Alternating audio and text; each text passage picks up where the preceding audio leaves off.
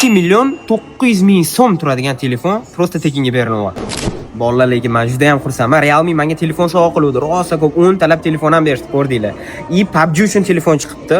Srazu menga telefon qilishdi. Ibrohim tez yetib keling, PUBG uchun yoradigani chiqdi deyishdi. Oka, qarang, точно bu menga sovg'a. Men yomon xursandman. Bu sizga sovg'a. Hop. Buni ustunli tomoni boshqa brendlardan internetdan yig'iladigan musor viruslarni o'zini o'zi o'chiradi, telefonni sovutadi va ishlashini tezlashtirib beradi. Bunda yana GT rejimi bor, displey 4000 nit yarkisi bo'ladi.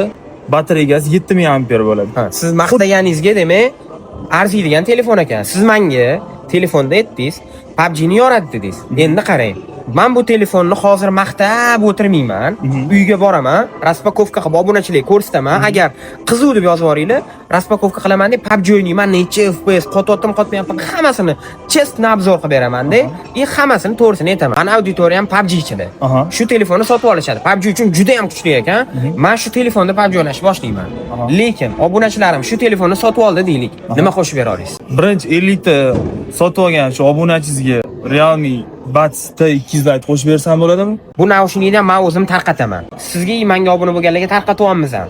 Real Distribution tomonidan. Kattaroq sovg'a kerak. Realme C55 8256 talik modelini beramiz. Buni narxi 2 million 900 ming so'm turadi. 2 million 900 ming so'mlik telefonni, qarang, shu telefonni sotyapti 2 million 900 ming so'mlik telefon.